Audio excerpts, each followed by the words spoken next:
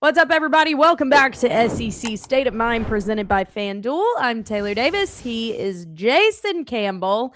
And we welcome you in to talk about all the things happening in and around the SEC. It is March officially. We were just talking about the fact that the time is changing this weekend, which means the days are longer. Hopefully the weather's getting warmer wherever you are. We're getting closer to spring and summer. I don't know about you, Jay. I am not a winter person. Once Christmas is over, I'm like done with it and I'm ready for spring and summer. I'm a much happier person when the weather is nice. I'm a little different. I like some parts of winter. I like all seasons. And when I was living in the north, it was fun because you got the snow. Yeah. But then the days it got muddy and slushy, like I'm over it. But when Right. when it's falling down and you're by the lake or the ocean or the river or whatever, it just looks nice, right? Sure. And you want a bowl of soup, you want some chili, like all those different things you normally didn't eat during the year, but you eat it's cold. True. It brings out all the hot coffee, all the hot teas, hot cocoa, all those different things that I normally don't enjoy throughout the year. So I like all seasons. And I get it. You don't want to walk outside and it's 10 degrees and you're bundled up. Yeah, I don't want that type of cold. I can deal with 35, 40 degrees. Give me some snow at 25. But after 4 days, it starts to melt and move on. Okay. Yeah, I absolutely hate it. Once New Year's Eve is over, this January 1st of whatever year, I'm ready for the warmth. I'm ready for the summer. I'm ready for the beach. But I would say April through the end of the year, love it all. I love the spring and baseball season. I love the summer and the beach. I love fall and football. And I love the holiday season. It's just January through March that is kind of meh. And we are at the tail end of that meh season. So we can celebrate that. And like I said, time change is happening on Saturday night. So if you weren't aware of that, make sure you plan around it. You're going to lose an hour of sleep Saturday night, but it will be worth it because the sun won't be setting at 5 p.m. anymore. Are you one of those people that look for the groundhog to see a shadow? Heck no. What the heck does that groundhog know? Nothing. So if the groundhog sees a shadow, what it supposed to mean? Actually colder, longer, or if it doesn't see a shadow, something. I don't remember which is which because I think it's just dumb. Because how do we know what the groundhog saw? Did he tell you? No. I don't know. It's been a myth for the last 100 years, I guess. We know. So I think it's dumb. But it is in the 70s this week in Nashville, so I am already in spring mode, and hopefully that sticks around through next week for everyone that's going to be traveling into Nashville for the SEC men's basketball tournament, which is the perfect segue for us to talk a little hoops as the regular season is winding down. The regular season is complete for women's basketball. The SEC tournament is underway in Greenville right now. It started yesterday, so I guess let's start with that. Beginning yesterday down in Greenville, the teams with the double byes to start out, South Carolina, Vanderbilt, Texas, and LSU. Really no surprise there. South Carolina, once again, the number 1 overall seed in the tourney. They sit at number 3 in the nation as of right now.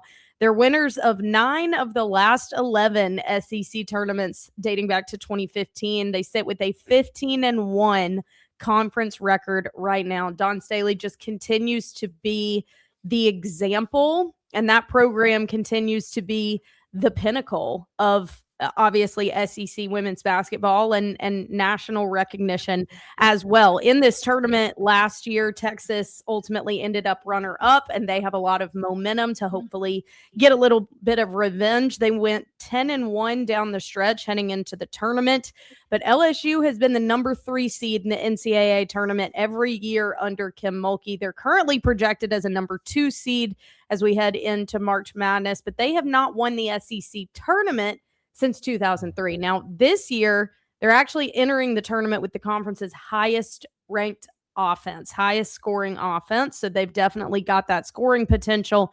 And then Vanderbilt has kind of been the breakout team. They haven't been to the second round of the NCAA tournament since 2013, but they've really been one to watch this year. So those are the 4 with the double byes to start the tournament. No surprise, really. They are Kentucky, Bama, Auburn, and Florida all won their games yesterday. There are games happening currently.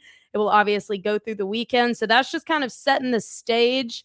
But I think the big question, J. Cam, is can anyone disrupt what the Gamecocks are doing right now? It's tough. Dawn Staley has done an outstanding job. You think about all the greats, right? You think about UConn's coach, Gino. Then you think about Pat Summitt back in the day with Tennessee.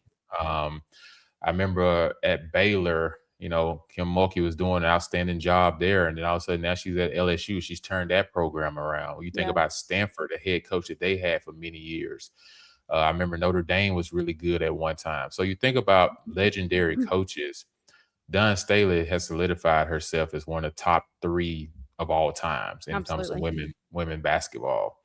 They lose players at the beginning of the year to injuries, and they didn't miss a beat. Like they still continue to just go and go. And I watched them play a lot this year so far. I watched a lot of women's basketball for people that want to know. Because I feel like they play real basketball. I feel like the men's game is more of one-on-one isolation ball. I feel like the women's sports, they actually move the basketball, they set plays, they actually played the game. Right. And so you can kind of get into it when you're watching them. And Texas, I'm shocked, wasn't able to finish as strong as they usually do to be in that double bye. But they're a team to watch in this tournament. Everyone knows South Carolina, everyone knows LSU with FloJo and everything. Run it back. Did you just say FloJo? She would smack you upside your head right now. Are you? The episode's over. I can't do this. You know how it is, Taylor. I get the rolling, I get going. I'm gonna just let you go with it at this point. I don't even know what to say. FloJo, yeah. But like I said, LSU would be there in competing in this tournament as well. But Vanderbilt, I think, can make some noise. Yeah. And I think can make some noise. Now, Auburn had the victory last night. If anyone saw that game, 50-49, 5 close game. What a big win for them over Texas A&M, who was 14-11 and fighting to be in the bubble to make the tournament. And they won that game last night, 50-49. So SEC tournament is going to be fun. Greensville is an awesome place to go if you haven't been there before to go watch a tournament. It's a great town and city.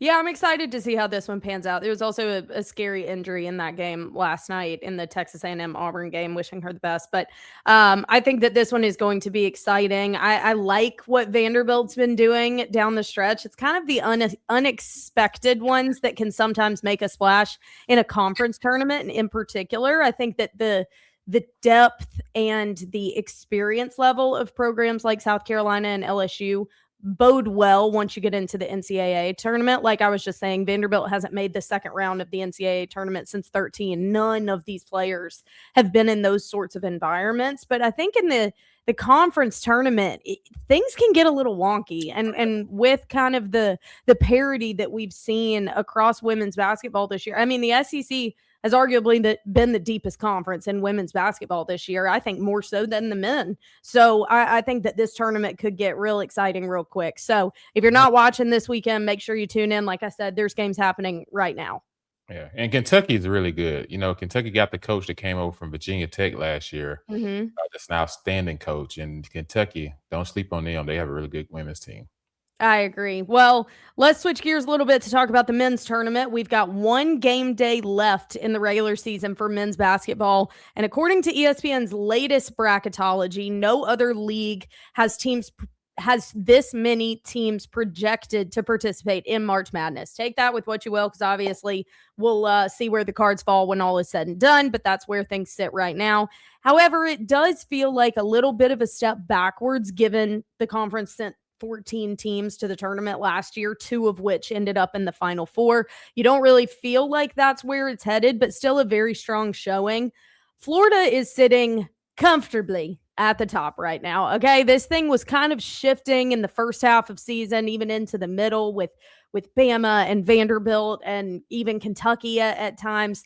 Florida has solidified a potential for a repeat is very, very strong with this team. They had a 34-point win over Arkansas. They won the SEC regular season title outright for the first time since 2014. The rest of the positioning behind Florida is still kind of up for grabs. So that makes Saturday's matchups hold a lot of weight, which is exciting. You want it to go down to the wire. But I got to focus on Florida for a second, Jay, because what we know is consistent across all sports at all levels is that getting to the top is one thing. Staying is a totally different animal.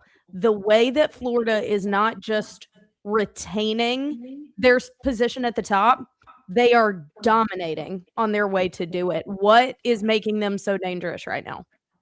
Well, the big thing is they're three bigs. They got the big guys that can play down low. They can block shots. They can play out on the wing. I think this team started the season off slow a little bit. I think losing the game to Auburn, and I think it was a wake-up call. They lost that game at home. Yeah. And I think just overall, when you think about it, last year you go deep in the tournament, and then you lose, one of the arguably best guards, to the NBA. And then all of a sudden you come back this year, it takes a little time for your guard play to get going. Like They knew they had the bigs that came back, but your guards have got to fill in, and you got to get those guys time. Now I think they're hitting another cylinder. Like they hit 2 games where they had back-to-back 100-point games. Yeah. You think about against Arkansas, against Mississippi State, they put up 100 points in both of those games. So they're hot, and I always say it's about getting hot at the right time going to the tournament. That happened to them a year ago.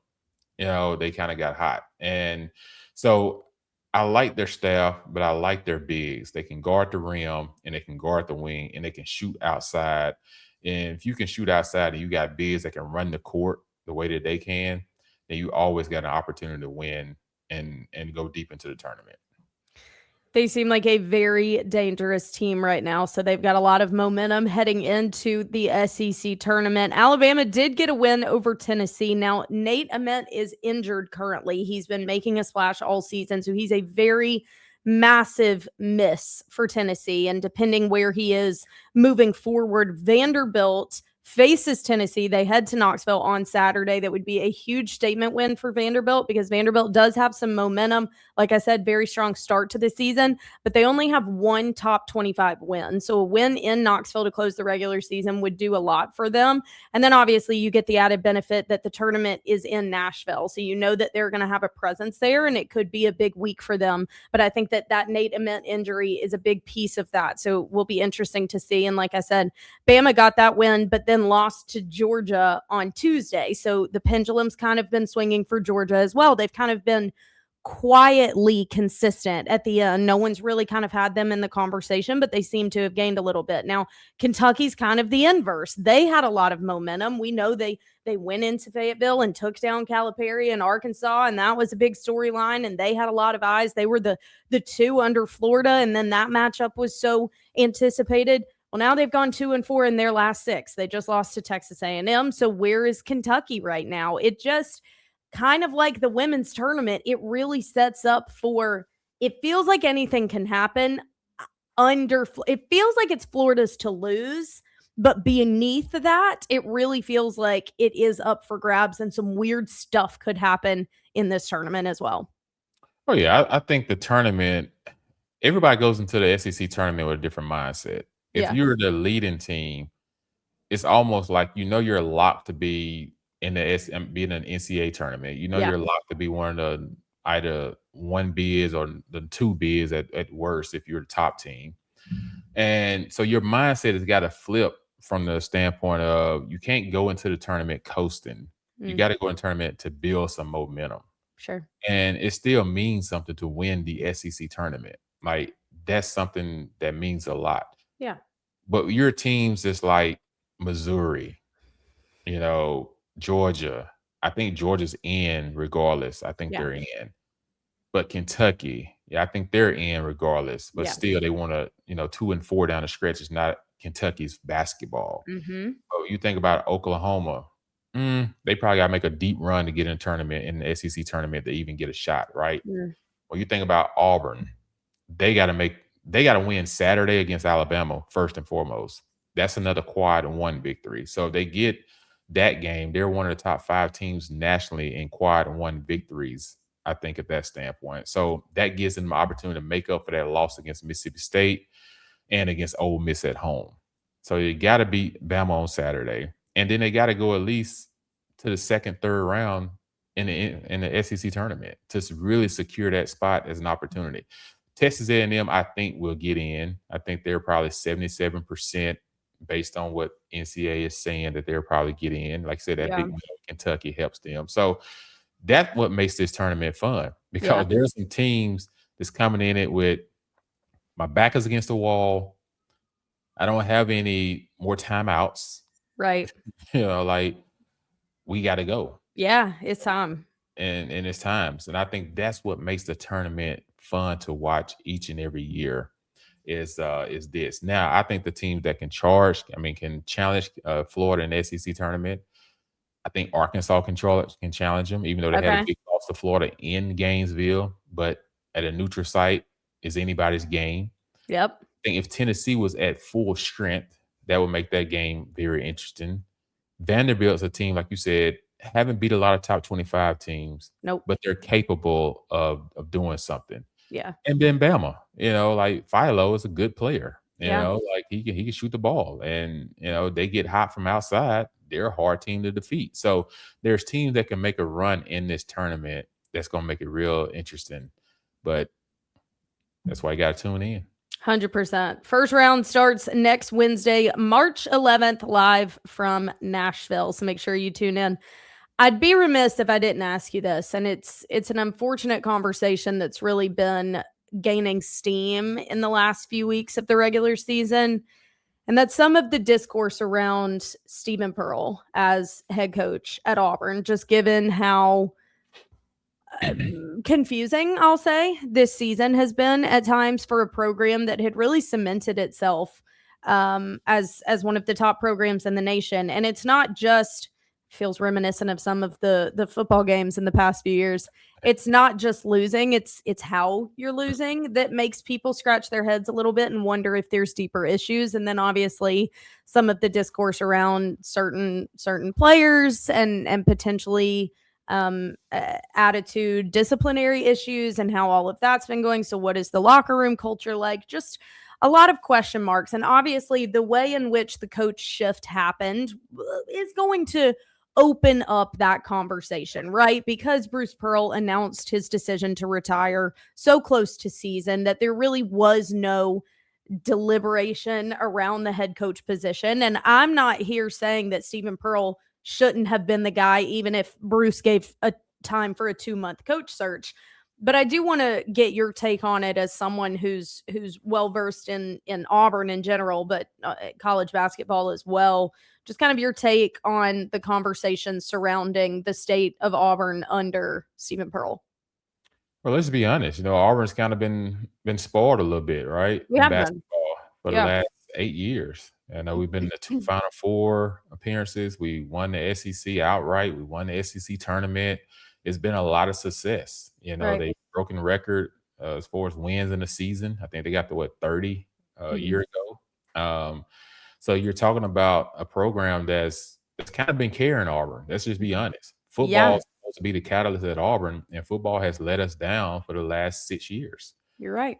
And now they have been the catalyst. And now when you get to this situation and you go out and you recruit all this talent in the transfer portal, but then Coach Bruce Pearl is running everything from that standpoint up till a week before the season start.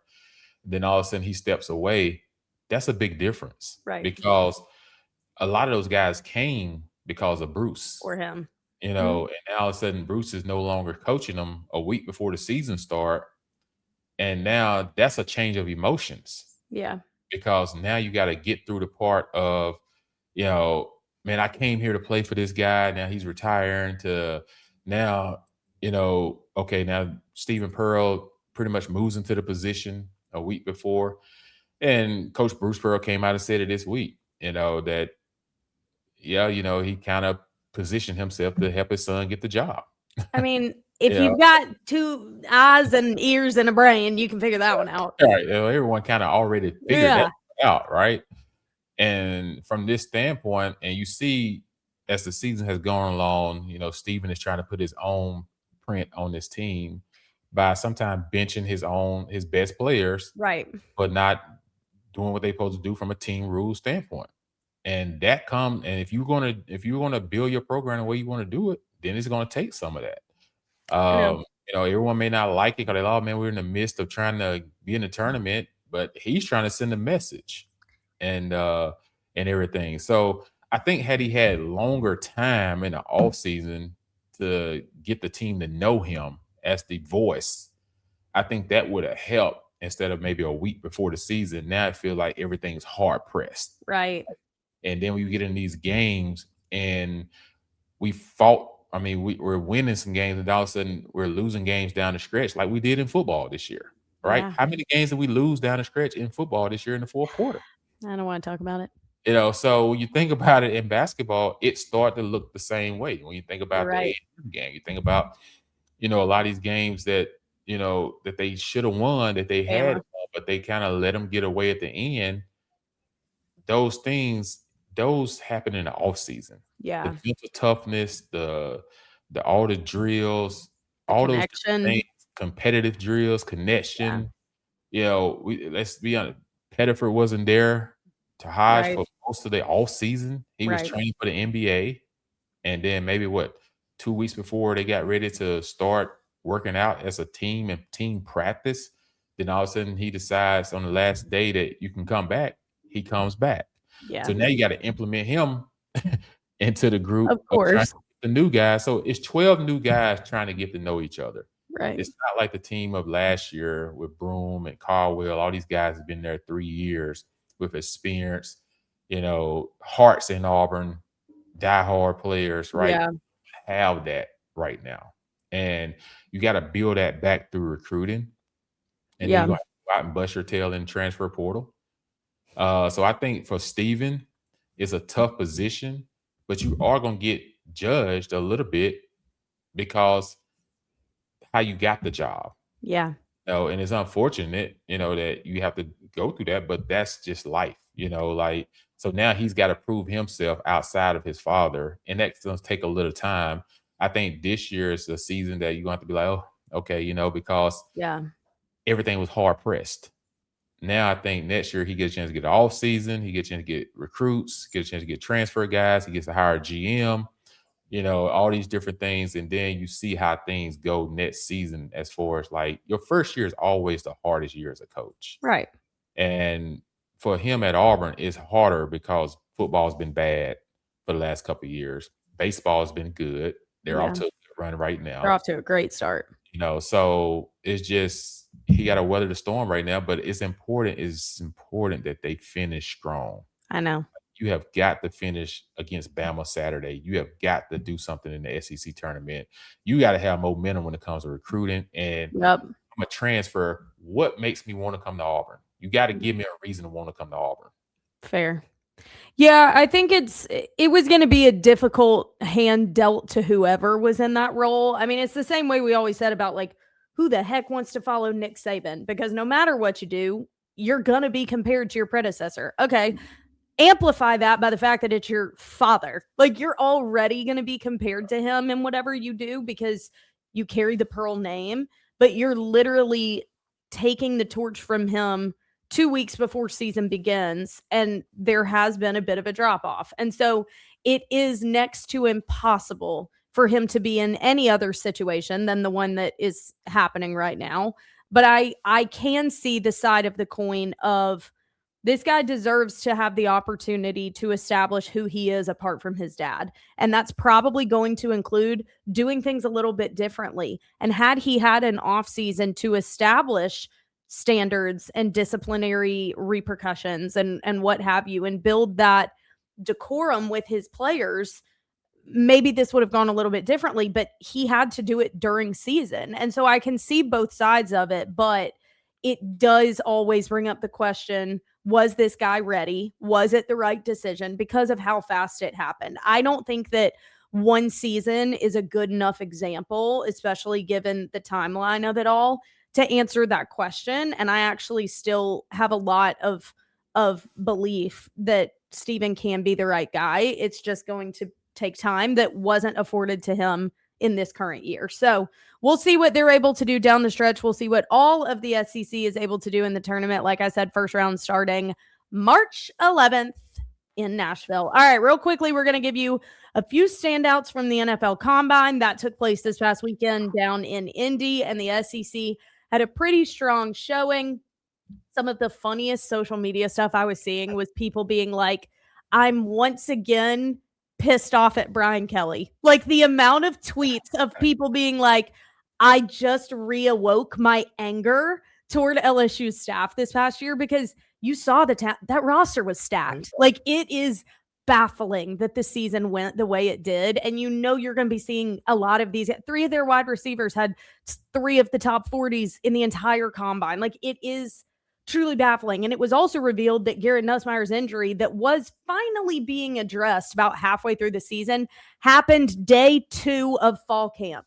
He had it the whole freaking time and was not handled the right way at all. And so it's wild to me that LSU is going to have to look at that season with so much angst because they know how much talent they had, and it showed at the NFL Combine. But a couple guys that really stood out to me, and if you have any, you can jump in after, but Brennan Thompson, no surprise here. We knew the speed that this guy had, wide receiver at Mississippi State, a 4.26 in the 40-yard dash with a 1.54 10-yard split. This guy is as explosive as they come, and I think he probably saw his stock increase a little bit with a showing like that. Alabama's wide receiver Jeremy Bernard also had a great day. He was already one that was pretty high on boards. I don't think anything radical happened. I think it probably just solidified people's perception of him. He ran a 4.48. He had a 4.31 shuttle, 32.5 vertical, and 10'5" broad jump. We know this season he had over 1,000 yards receiving, 8 touchdowns with Bama. Fully expect somebody's going to jump on him early. Couple guys up front. I got to talk about Georgia's offensive lineman, Monroe Freeling. This guy made history. His overall RAS, which if you're not familiar, that is your relative athletic score. It's a 0 to 10 grading metric to evaluate prospects' athleticism, the total encompassed athleticism based on your combine or pro day performance.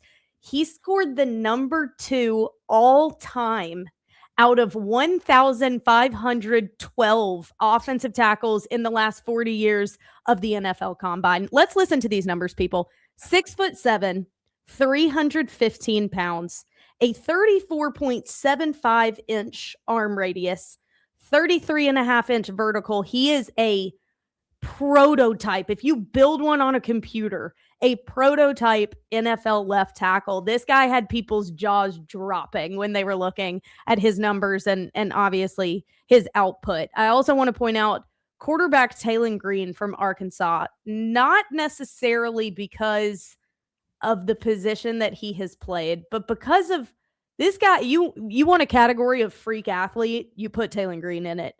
6'6", 230. He had the fastest 40 time for a quarterback ever at a 4.36, 43.5 vertical. I just do wonder, is anyone going to try and put him at a different position? Because you've just got a ball of athleticism, and where he has lacked is in throwing. And I don't know that Arkansas was necessarily the best situation for him. It remains to be seen, but somebody's going to snatch this guy and have a weapon. That's just a few that stood out to me. Any names that caught your eye on Combine Day? Well, let me go with Taylon Green first. This guy exemplifies athleticism, right? Yeah. When you look at him, he's tall, he's long, he looks lanky. He doesn't look fast when he's running, but he's like a deer. He's just gaining ground on you because his length. It's big, right? So when you think about it as a whole, he struggles accurately throwing the ball, right? He struggles reading defenses and coverages, right? If I'm a team, he probably moved himself up around for sure. Yeah. just off the simple fact of the athleticism, and you always got that one coach that think he can do anything with anybody, right? Say, like, I'm gonna take this kid because I can mold him into what I can get him to do in our offense, right? Mhm. But then the thought process came to me about another quarterback about 21 years ago that played the same position, Mhm. all lanky, could run, didn't look fast, but just running off, leaving everybody. His name was Matt Jones. Mm. Matt Jones ended up moving all the way into the first round, getting drafted by Jacksonville Jaguars to play receiver. Yep. And so it makes me wonder, is the team looking at Taylor Green and saying, could I put him at receiver and teach him how to go up and high point the ball and all those different things? A 6'6", 230 Yeah. receiver. So that's Matt Jones, right? Yeah. It was big just like that. So is it hard to do? Extremely hard to do, right? Because he's always played quarterback. But Yeah. I think the opportunity would be there for somebody to try and take him I do and say too. that it's worth the risk and trying to see what we can do with him from an Agreed. athletic standpoint. I thought Colton Hood did really well. He showed a lot of top tier physical. Everyone knows Colton Hood signed with Auburn out of high school, so I know his family really well. Nice. His uncle Roderick Hood played with me at Auburn. He played in the National Football League for 7 years for the Eagles and the Cardinals. So he has people around him that's been in the NFL that knows how to teach him.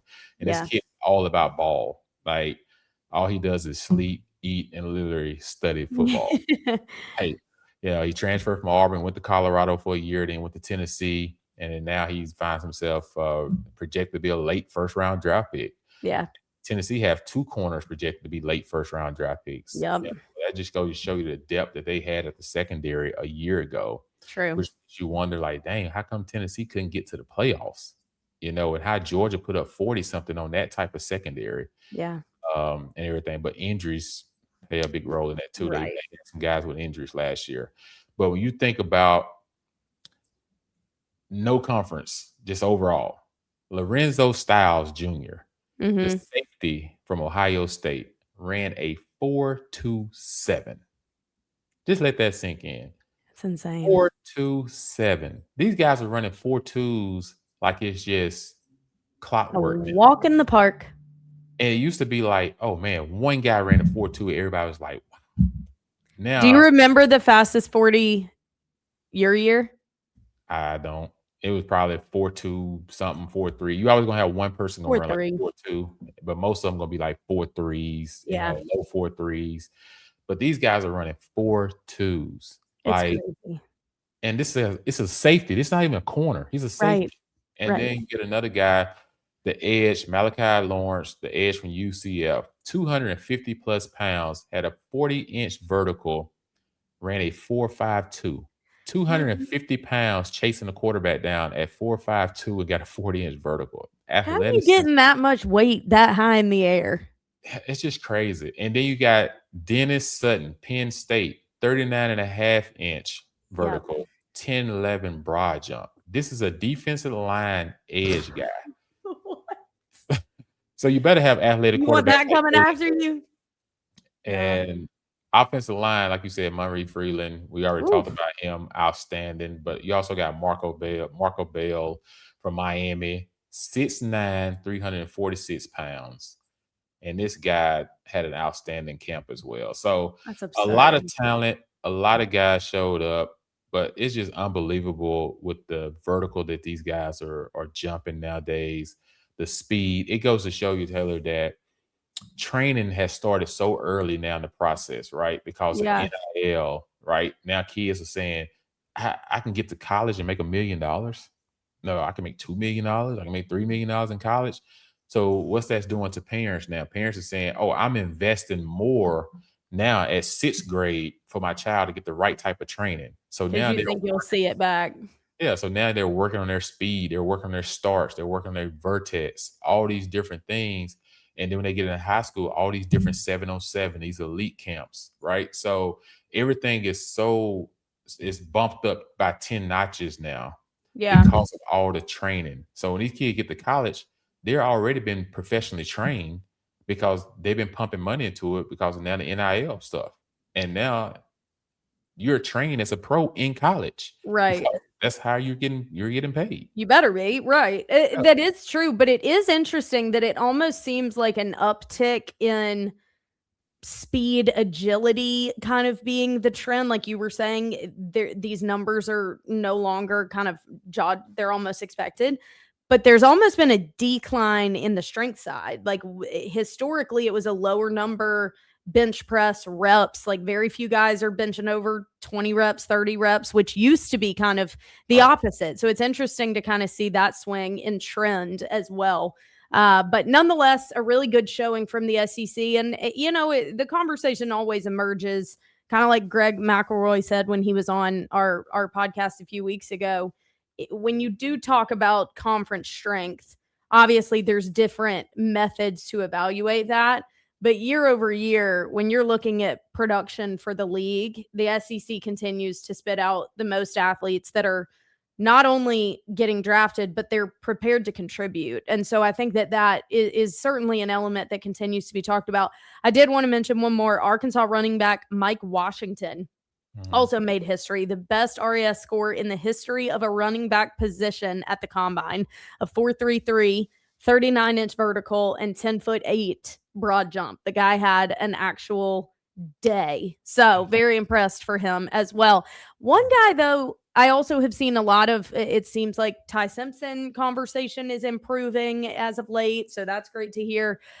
Interesting, though, it seems as though Cassius Howell, Texas A&M edge rusher that just wreaked havoc all season, is dropping a little bit because of his historically short arm length, 30.25 inches. And it's interesting to me because that kind of went under the radar in his collegiate career. It wasn't something, obviously it wasn't a huge deal because he was terrorizing every quarterback in the league, but the numbers are something that are going to be paid attention to by the NFL. Like that inability to have that length from the edge is a huge detriment. So that one aspect of his combine seems to be knocking him down a little bit. I think also because it wasn't really top of mind for anyone until combine day, as opposed to like Diego Pavia's height, like went all over social media. We all knew he was lying about his height. What do you mean? That wasn't a surprise. I could look at you and tell. So I think the thing with Cassius Howell was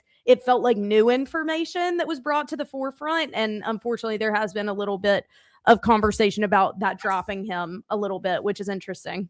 Yeah, I say this. Even Bain, right, from Miami. People talked about his arm length and hand size, right?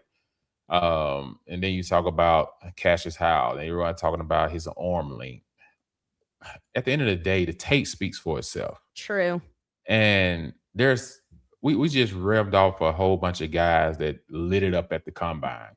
Yeah. When the tape comes on, what do they do on the tape? You know what I'm saying? Very true. But still the tape, like it doesn't lie. You know what I'm saying? The talent, this is the same talent that was here 6 months ago when they was playing in season. Right.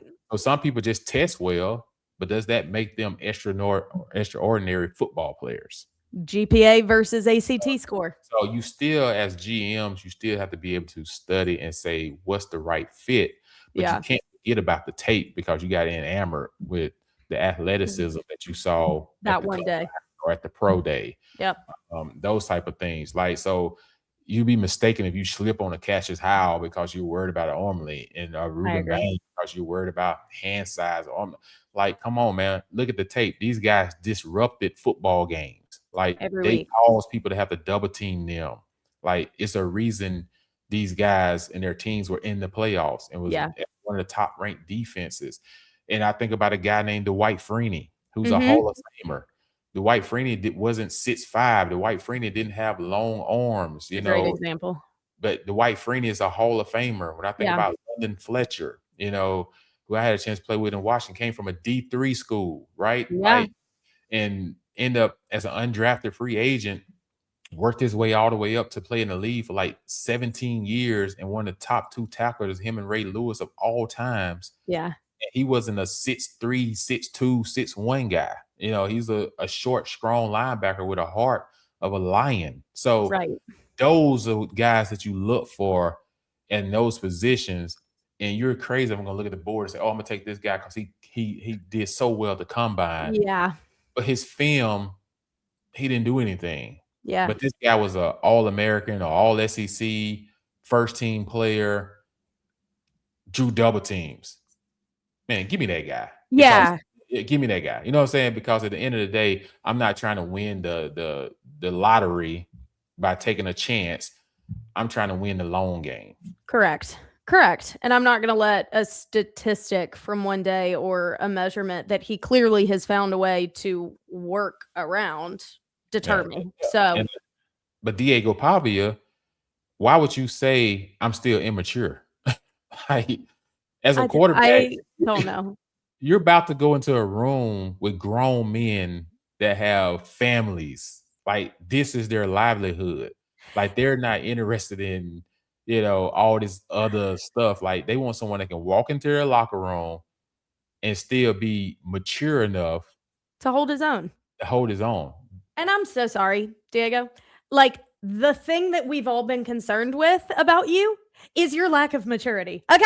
The biggest issue with you all season has been how you act and the crap that you put yourself in. So, yeah, we already knew about that. A lot of us were already concerned about that. And you just brought that to the forefront. Are you kidding? Do you want to get drafted? Like, I don't understand some of that sometimes. I mean, I think maybe it got lost in what he was trying to say, that he still has room to learn. And he's like, if there are any bad habits that are deterring anybody on the field, he's still, his frontal lobe isn't fully developed. I don't know, but it really didn't help his cause, because we all saw you in the club with that stupid sign and bottle service after you lost the Heisman. Okay. We know that you lack maturity a little bit. Godspeed. And you were fun as heck to watch in college ball. But when he said that, I was like, wrap it up. Comparing himself to Johnny Manziel. I'm just like, dude. Don't you know how that ended? Y'all are bringing excitement to college football, but that's a different animal in the NFL. Right. And it would eat you up if you're not mature enough to handle it. So, especially at that position. So, I would like to have seen him say, "Hey, I've learned a lot from my mistakes. Yes. I didn't handle the Heisman Trophy loss well. I didn't, but that's just a competitive side of me, and I kind of took it too far. Right. Use it as a opportunity to show your competitiveness, but don't say like, I'm still very immature. Like, don't say that at the combine." He fully leaned into his stereotype, and I was like, okay, this is your chance to kind of course correct a little bit, but alas, that's Diego for you. All right, people, that is going to do it for us this week on SEC State of Mind. There's some other rumblings around college football. We've got some new rule changes that are going to be in a trial period this next year. Spring ball is happening, so we're starting to get some feedback on some of these teams and new faces around the SEC. So a lot of football conversation can be had in the coming weeks. And spoiler, we've got some guests in the works, and they're very exciting. So you want to make sure you keep it locked over the next few weeks here on SEC State of Mind. If you haven't already, please subscribe wherever you are listening to us. It will not blow up your phone, ruin your data, nothing. But it definitely helps us continue to do the show. So if you're in the podcast app, Spotify, iHeart, whatever, please subscribe in audio format. And if you prefer watching in video, we are on Believe's YouTube channel every single week. You can also subscribe there. Leave a comment, review, notification, and find us both on social media and let us know what you want to hear in the coming months as we lead back up to another college football season. But everyone enjoy the basketball tourneys this weekend and next, and come on back next week for a very exciting episode, as they always are. Have a great week, peeps. Don't forget to turn your clocks back. We'll see ya. Peace.